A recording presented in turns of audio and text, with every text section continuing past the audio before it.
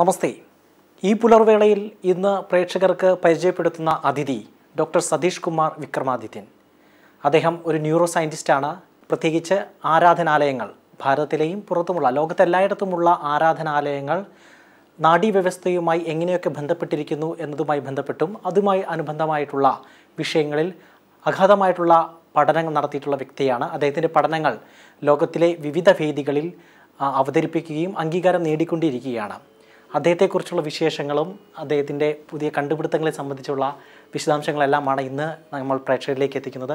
സ്വാഗതം സാർ. നമസ്കാരം. ഞാനിപ്പോൾ ആമുഖത്തിൽ പരിചയപ്പെടുത്തുന്നതിനപ്പുറമാണ് സാറിൻ്റെ യോഗ്യതകൾ. എങ്ങനെയാണൊന്ന് സ്വയം പരിചയപ്പെടുത്താം പ്രേക്ഷകർക്ക് വേണ്ടി? ഞാൻ ഒരു MBBS MD ഡോക്ടറാണ്. ഞാൻ ഇതൊക്കെ ചെയ്തത് തമിഴ്നാട്ടിലാണ്, ചെന്നൈയിൽ നിന്ന്. ഞാൻ ബേസിക് റെസിഡൻ്റാണ്. പിന്നെ ഇവിടെ കല്യാണം കഴിച്ചത് തൃപ്രയാർ, ഇവിടെ പാതാട്ട് ഫാമിലി. ഇവിടെ നാട്ടിൽ ഞാൻ ഉള്ളപ്പോഴാണ് ഈ ഡിസ്കവറി സംഭവിച്ചത്. ഇതൊരു മേജർ വേൾഡ് ട്രാൻസ്ഫോമിങ് ഡിസ്കവറിയാണ്. ഈ ഡിസ്കവറി പ്രകാരം നമ്മൾ ഇത്ര കൊല്ലങ്ങളായിട്ട് എല്ലാവർക്കും അറിയാം ഈ തീർത്ഥാടനം പോകുന്ന പ്രതിഫലം, നല്ല ഒരു ഫലം എല്ലാവർക്കും അറിഞ്ഞതേ. പക്ഷേ ഇത് സയൻറ്റിഫിക്കായിട്ട് നമുക്കിപ്പോൾ കിട്ടിയിട്ടുണ്ട്. ഇത് എന്തുകൊണ്ടാണ് എല്ലാ മതത്തിനരും പോകുന്ന ഒരു ചെയ്യുന്ന ഒരു വഴിപാടില്ലേ? ഇപ്പോൾ ഇസ്ലാം എടുത്താൽ അവർ മെക്കാക്ക് പോകുന്നത്, ക്രിസ്ത്യാനികൾ ജെറുസലം, നിങ്ങൾ ബുദ്ധിസം എടുത്താലും പിന്നെ സിഖിസം ഇല്ല ടോറ, ജൂയിഷ് മതത്തിലും വളരെ പ്രധാനമായിട്ട് ക്ഷേത്ര വഴിപാട് പറഞ്ഞിട്ടുള്ളത്. ഇപ്പോൾ ഇന്ത്യയിൽ നമ്മളെടുത്ത ഏറ്റവും അധികം ഉള്ള ക്ഷേത്രങ്ങൾ, density of temples is very high in India. അതെല്ലാവർക്കും അറിയാം. പിന്നെ നമ്മൾ ചെറിയ വയസ്സിൽ ഇത്ര സയൻറ്റിഫിക് ഡെവലപ്മെൻറ്റ്സ് ഇല്ലാതപ്പോൾ നമ്മൾ പലപ്പോഴും ഉള്ളിൽ ചോദിച്ചിട്ടുണ്ടാകും, എന്തിനാ ഈ ദൈവങ്ങൾ നമുക്ക് മാത്രമാണോ? എന്തിനാ ഗണപതി, എന്തിനാ ശിവ, എന്തിനാ പാർവതി, എന്തിനാ ലക്ഷ്മി? അപ്പോൾ ഞങ്ങളൊക്കെ ചെറിയ പിള്ളേர்களായിട്ട് ഉള്ളപ്പോൾ ഡിസ്കസ് ചെയ്യുമ്പോൾ അപ്പോൾ വേറെ മതത്തിനർക്ക് ഈ ഗോഡ്സ് ഒന്നുമില്ല, അങ്ങനെ ചോദ്യം വരുന്നില്ല. അപ്പോൾ പല ചോദ്യങ്ങൾ. അപ്പോൾ ഹിന്ദുയിസം മാത്രം എന്താ ഒരു പ്രത്യേകത, എന്തിനാ ഇത്ര ക്ഷേത്രങ്ങൾ, നമ്മൾ എന്താ മൂഢറുകളാ, അങ്ങനെയൊക്കെ പലരും ചിന്തിക്കല്ലേ. അതായത് ഈസ് ഇറ്റ് സൂപ്പർസ്റ്റിഷ്യസ്? ശരിക്കും ഹിന്ദുയിസം എന്ന് പറയപ്പെടുന്ന സനാതനധർമ്മം ഇപ്പോൾ കുറേ എല്ലാവർക്കും മനസ്സിലാവാൻ തുടങ്ങി. അതൊരു വേ ഓഫ് ലിവിങ്. പക്ഷേ അതിനും കൂടുതൽ അത് മനസ്സിലാക്കുമ്പോൾ നമുക്കറിയുന്നത് ഇത് ഒരു neuro science, absolute neuro science. ഈ ക്ഷേത്രങ്ങളും നാഡീവ്യവസ്ഥയും രണ്ട് വിരുദ്ധ ധ്രുവങ്ങൾ എന്ന് പറയാവുന്ന രീതിയിലുള്ള രണ്ട് വസ്തുക്കളാണ്, രണ്ട് സംവിധാനങ്ങളാണ്. എന്താണ് സാറിൻ്റെ ഈ മേഖലയിലുള്ള കണ്ടുപിടുത്തം? സാറിൻ്റെ കണ്ടുപിടുത്തത്തെക്കുറിച്ചൊന്ന് കൂടുതലായിട്ടൊന്ന് പറയാമോ? ബ്രെയിനും ഈ ഭൂമിയിനും ഒരു ബന്ധമുണ്ട്. അതെന്തിനാ തോന്നിയതെന്ന് ചോദിച്ചാൽ മഹർഷി എപ്പോഴും പറയാറുണ്ട്, ഋഗ്വേദം ആണ് ഇന്ത്യൻ ജോഗ്രഫീൻ്റെ ആധാരം. മീൻസ് ഋഗ്വേദത്തിൻ്റെ ശബ്ദ ഒളികളിൽ മറ്റ് ഈ ഫുൾ ഓഫ് ഭാരതദേശത്തിൻ്റെ geography is made by the vibrations of Rigveda. പിന്നെ മഹാരാജ ടോണി നേഡർ റാമെന്ന് മഹർഷി വിളിക്കാറുണ്ട്. അവർ കണ്ടുപിടിച്ചത് neuro scientifically the whole human nervous system is made by vibrations of Rigveda and is correlated. So this correlation brings that Rigveda is the common basis between geography of Bharat and human nervous system. So the two which are related to Rigveda should be also related. So Bharat and brain.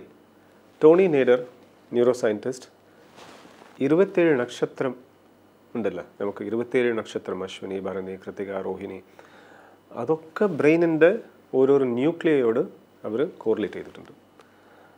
അപ്പോൾ ആ picture ഉണ്ട് എൻ്റെ മനസ്സിൽ. അപ്പോൾ ഈ അശ്വിനി, ഭരണി, കൃത്തിക, രോഹിണി ഈ നക്ഷത്രങ്ങൾ ശരിക്കും ലോവർ ബ്രെയിൻ സ്റ്റെം അതിലുണ്ടായിരുന്ന നമ്മൾ ഭാരതദേശത്തിൻ്റെ മാപ്പ് നമുക്കറിയാം. ബ്രോഡായിട്ടുള്ള മോളിൽ നോർത്ത് ഇന്ത്യ ആൻഡ് നാരോ ആയിട്ടുള്ള സൗത്ത് ഇന്ത്യ, അഖണ്ഡ ഭാരതം. നമ്മളിപ്പോൾ പൊളിറ്റിക്കലായിട്ട് ഡിവൈഡ് ചെയ്ത് നമ്മൾ കണക്കിലെടുക്കണ്ട. അഖണ്ഡ ഭാരതത്തിൻ്റെ ഈ outline map is correlating with the map of the outline of brain shape. And if the two nakshatras which we know, Ashwini and Bharani, Kritika, Rohini, അപ്പോൾ ഗുരുവായൂർ കൃഷ്ണൻ്റെ നക്ഷത്രം രോഹിണിയാണ്. പിന്നെ സുബ്രഹ്മണ്യ സ്വാമി അവരുടെ അസോസിയേറ്റഡ് നക്ഷത്രം കാർത്തികയാണ്.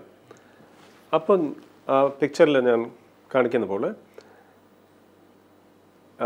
Kartika Nakshatra comes in the anterior part of the brainstem. പിന്നെ Rohini Nakshatra posterior part of the brainstem.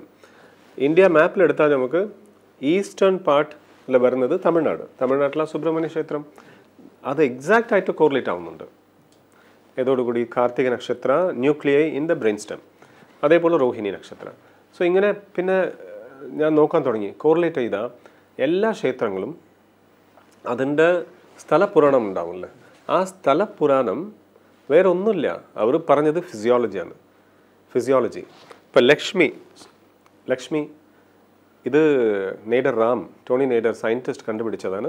Lakshmi is actually the heart. അത് വളരെ clear ആയിട്ട്, ബിക്കോസ് 4 arms 4 chambers.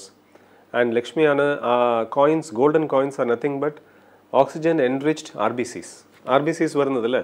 RBCs ആണ് നമുക്ക് എല്ലാം സപ്ലൈ ചെയ്യുന്നത്, ഓക്സിജൻ, എല്ലാ ന്യൂട്രിയൻസ് എല്ലാം ബ്ലഡിൽ.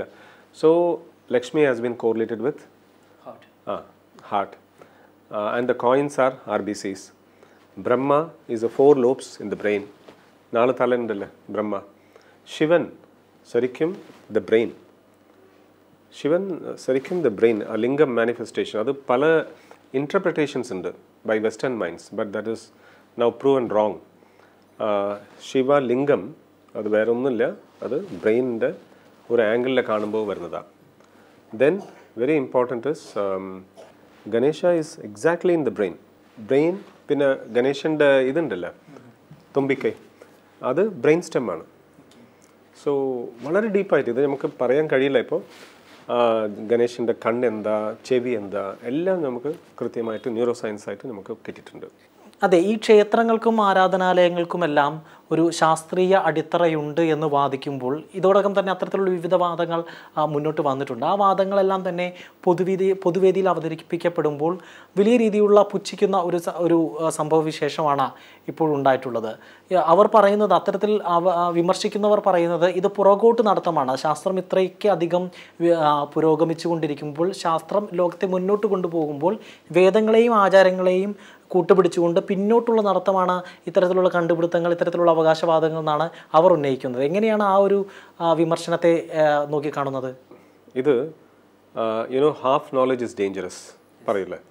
നമുക്ക് പകുതി ഒരു കാര്യത്തിൻ്റെ വിവരം അറിഞ്ഞിട്ട് അതിനെ ബേസ് ചെയ്ത് നമ്മൾ കമൻറ്റ് ചെയ്യുന്നതാണ് പ്രശ്നം. നമുക്കിത് വേദത്തിൻ്റെ ഡീപ്പായിട്ട് പോകുമ്പോൾ നമുക്ക് കാണുന്നത് വേദം മാത്രമില്ല, എല്ലാ റിലീജിയനും ഡീപ്പായിട്ട് നോക്കുമ്പോൾ അതിൽ വളരെ വളരെ സൂക്ഷ്മമായിട്ട് സത്യങ്ങളേ ഉണ്ട്, വേറെ ഒന്നുമില്ല. ഇത് interpretation is wrong. All the Vedas have been proven to be parts of the human physiology. So ഇത് മറക്കാൻ പറ്റില്ലല്ലോ. പിന്നെ അതുമില്ലാതെ ഈ human physiology and the natural earth geography of the entire world correlation ആകുന്നുണ്ട്. അപ്പോൾ ഇതൊക്കെ തൗസൻഡ്സ് ഓഫ് ഇയേഴ്സ് ബാക്ക് ഈ ക്ഷേത്രങ്ങളൊക്കെ ഉണ്ടായിട്ടുണ്ട്. പിന്നെ ഈ ക്ഷേത്രങ്ങൾ ബിൽഡ് ചെയ്തത് ഋഷികൾ ആ പ്ലേസ് തിരഞ്ഞെടുത്തിട്ടാണ്. So they selected the place. ഇത് ബിൽഡിംഗ് മാത്രം പ്രാധാന്യമില്ല, ശരിക്കും ആ പ്ലേസ്, ആ conjunction with the cosmic bodies, ആ കോസ്മിക് ബോഡീസിൻ്റെ അലൈൻമെൻറ്റ് അറ്റ് പർട്ടിക്കുലർ ഡേയ്സ്, അതാണ് ഫെസ്റ്റിവൽ ഡേയ്സ്. നമുക്ക് പലരും നമ്മൾ വിചാരിക്കും ഈ ക്ഷേത്രത്തിൽ എന്തിനാണ് നമുക്ക് ഇത്രയും ബുദ്ധിമുട്ടിയിട്ട് ആ ഫെസ്റ്റിവൽ ഡേയ്സിൽ പോകണമെന്ന്. ശരിക്കും അതിൻ്റെ വാല്യൂ ഉണ്ട്. ഇറ്റ് ഈസ് നോട്ട് ദാറ്റ് നമുക്ക് ആരും ഇല്ലാത്ത സമയം പോയിട്ട് തൊഴാന്ന്, അങ്ങനെ അത് പവറില്ല. ബിക്കോസ് ആ ദിവസം ആ ക്ഷേത്രത്തിൻ്റെ മുകളിൽ ചില cosmic events are focusing energy there.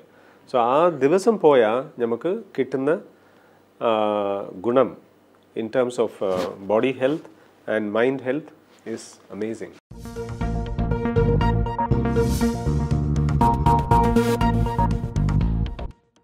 അതെ, അതോടൊപ്പം തന്നെ ഈ ക്ഷേത്രവുമായി ബന്ധപ്പെട്ടുള്ള വിശ്വാസങ്ങളും വ്രതങ്ങൾ, പ്രത്യേകിച്ച് വ്രതത്തിൻ്റെ കാര്യം തന്നെ എടുത്താൽ ഈ വ്രതങ്ങൾ ഒരു തരത്തിൽ നിയന്ത്രണങ്ങളാണ് എന്നാണ് നിർവചിക്കപ്പെട്ടിരിക്കുന്നത്. പലരും അങ്ങനെയാണ് വിശ്വസിക്കപ്പെട്ടിരിക്കുന്നത്. വ്രതം എന്ന് കഴിഞ്ഞാൽ ഒരു കൂട്ടം നിയന്ത്രണങ്ങൾ എന്ന് വിശ്വസിക്കുന്നു.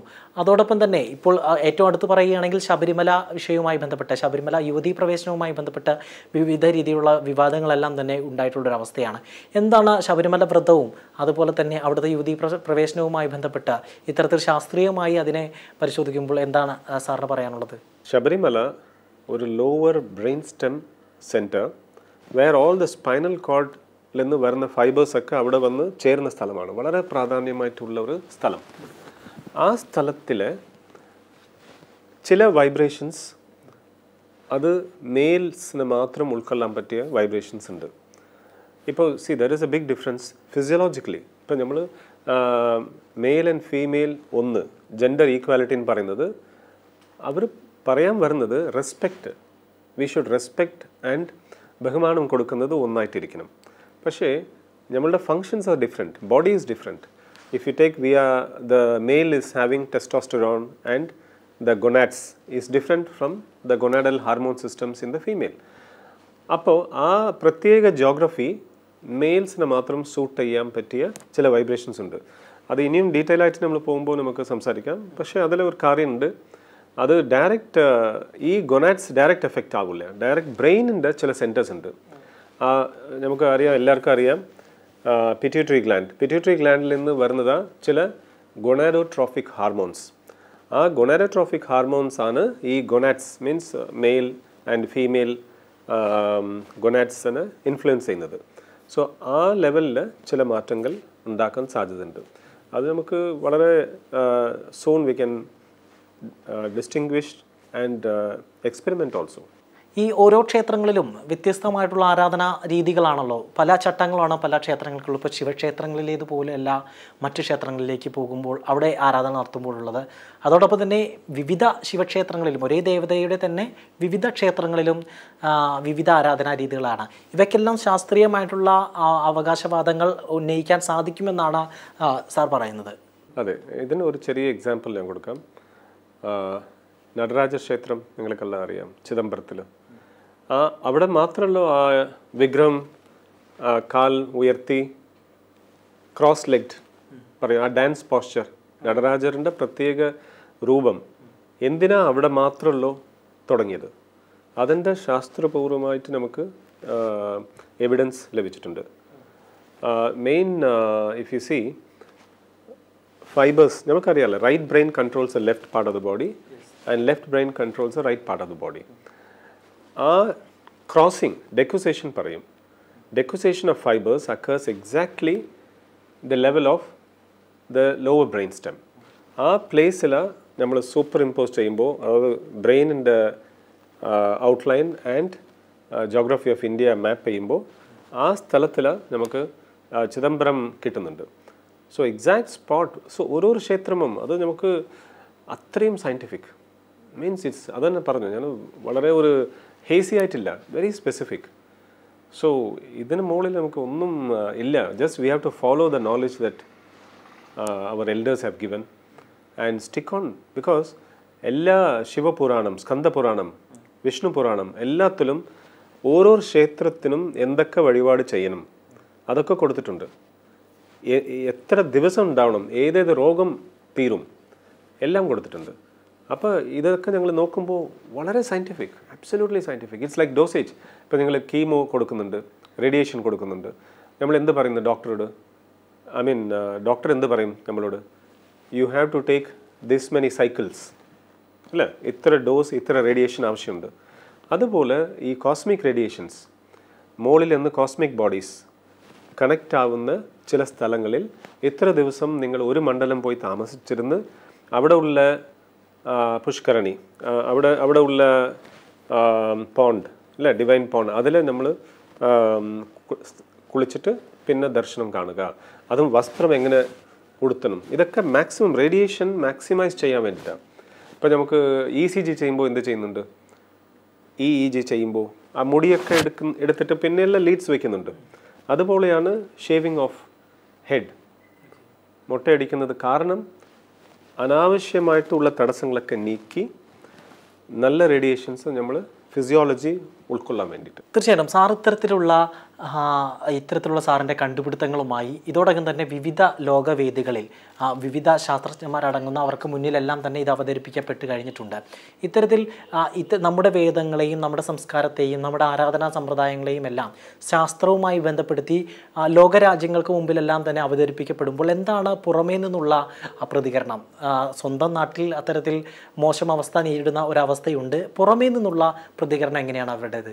ഈ ഡിസ്കവറി പ്രസൻറ്റ് ചെയ്തപ്പോൾ ഞാൻ European assembly of leaders of invincibility അങ്ങനെ ഒരു വലിയ വേൾഡ് കോൺഫറൻസ് ഉണ്ടായിരുന്നു നെതർലാൻഡ്സിൽ 2007.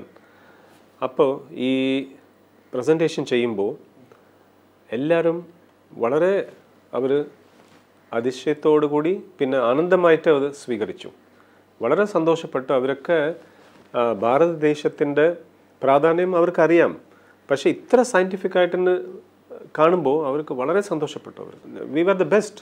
India was ruling the whole world in consciousness, it's not physical ruling. So India was the leader and is the leader. നമ്മളിപ്പോൾ realise ചെയ്യുന്നില്ല അത്രയുള്ളൂ.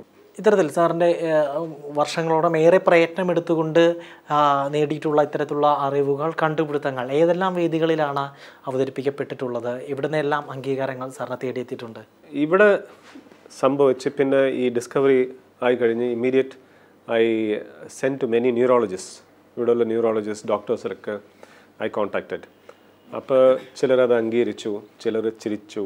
അത് കണ്ടിട്ട് ഇതെന്താ ഒരു brain and Indian geography, how can you correlate? Even Africa is same like this shape, like that all they told. But then very deep researches I did, and I could meet, by God's grace, our president. 2003 President Abdul Kalam. I met in Rashtrapati Bhavan. He gave full support for the research.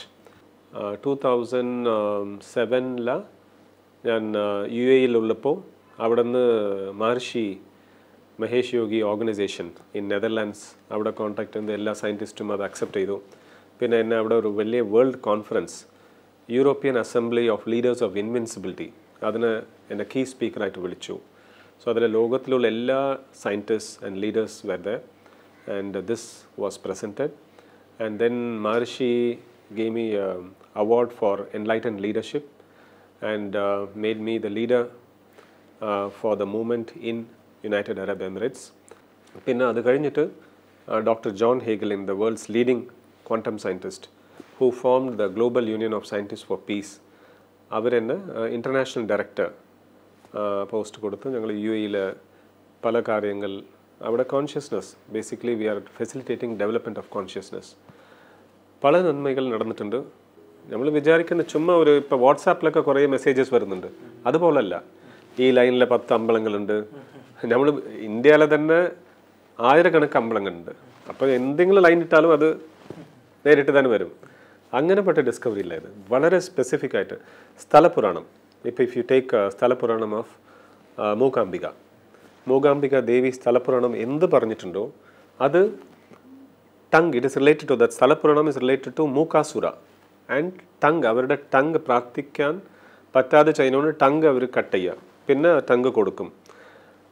Exactly ആ location is correlating with hypoglossal nerve, അതായത് tongue supply ചെയ്യുന്ന cranial nerve ഇരിക്കുന്ന സ്ഥലമാണ് Mookambika. So അങ്ങനെ സ്ഥലപുരാണങ്ങൾ is nothing but physiology. സാധാരണയായിട്ടുള്ള എല്ലാ ശാസ്ത്രജ്ഞന്മാരും അല്ലെങ്കിൽ എല്ലാ തരത്തിലുള്ള ഗവേഷകരും സ്വീകരിക്കുന്ന പോലുള്ള പാതയല്ല സാറിൻ്റെ ഈ ഗവേഷണങ്ങൾക്കുള്ളത്.